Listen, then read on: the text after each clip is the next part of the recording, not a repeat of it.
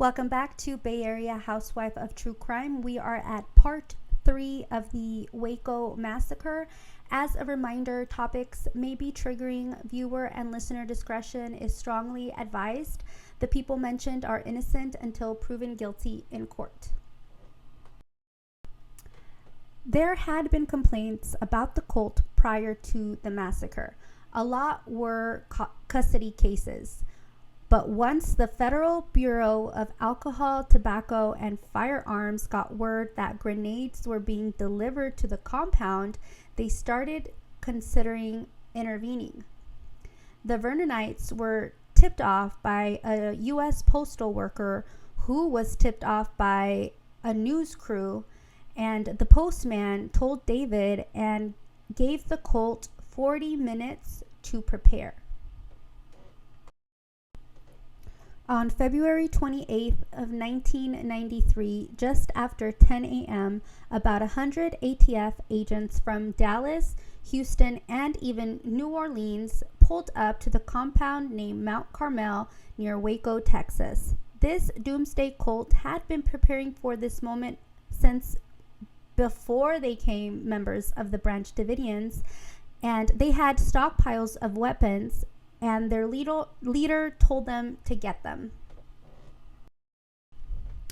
The feds first threw concussion grenades and screamed, "Come out!" The agents were greeted by gunfire. Several agents got their ladders and climbed onto several roofs of the compound. One agent told the press that she did not expect the Branch Davidians to put up a fight.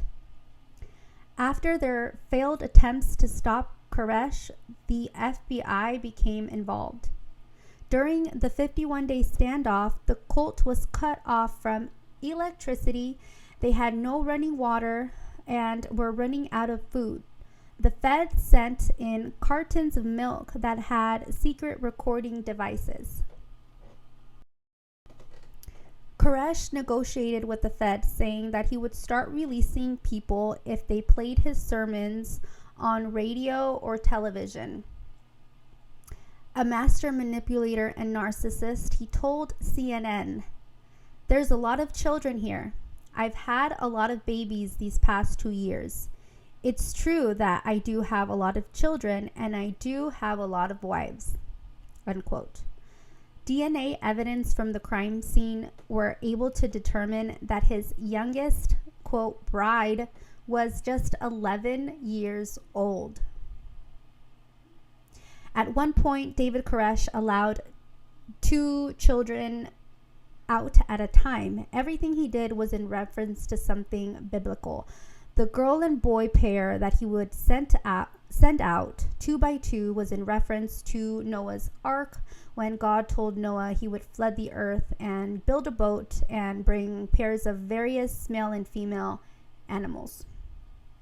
In a series called The Sinful Messiah, former members of the cult expressed their stories of abuse, oppression, manipulation, and rape at the hands of their leader.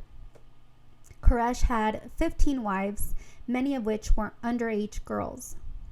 Members of the cult saw this massacre unfolding as part of one of the 7 seals in the book of Revelation that talks about the apocalypse. Koresh told his lambs that he was Christ himself, and that when the ends of times came, they had to give up their own lives for him, and they would be resurrected and return for revenge upon the non-believers. The million-dollar question has always been highly debated on who started the Waco fire. Former cult members maintain that it was the federal agents who started the fire. However, David Koresh told authorities during the siege, and I quote, "If the FBI tries to penetrate the ranch of the apocalypse, its agents will be consumed by fire." The FBI also cite evidence of the secret recording devices they sent along with the milk cartons to the compound. The recordings have conversations between David and his followers about, quote, pouring more fuel on piles of hay as the fires started, unquote. Additionally, arson investigators found 3 areas of fire initiation inside of the compound. It is said that the fire that was started because federal law enforcement agents sent tanks into the compound to release tear gas in attempts to get the cult leader to surrender.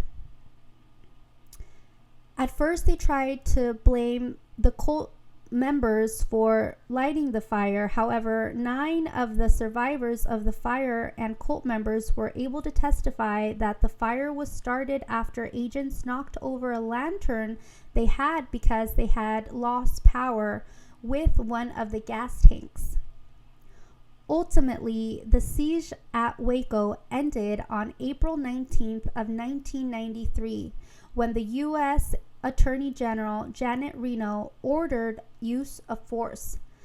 The Fed sent in one of those big-ass military CEVs and pumped CS gas into the compound. During this use of force, the compound caught on fire that ultimately killed 79 members of the Branch Davidians. 21 were children under the age of 16. Former agent Dan Morris fiercely dismissed the claims that the ATF started the fire or escalated the issue at hand. He did admit that honest mistakes were made, such as bad coordination and communication. Dan Morris assured that the ATF's goal was to save lives, not take them. Tests done by independent arson investigators, the ATF, Texas Rangers, and a forensic arson specialist came to the conclusion that the fire was deliberately set by the cult, the Branch Davidians. Infrared footage shows fire starting in 3 separate places within a span of 1 minute, consistent with the intentional lighting of fire. Survivors later admitted witnessing other members of the cult pour fuel throughout the buildings as per David's orders. Regardless of all of this mess, the Korachians did not deserve to die. The autopsies conducted on the bodies showed that 20 people had died of a single gunshot wound to the head.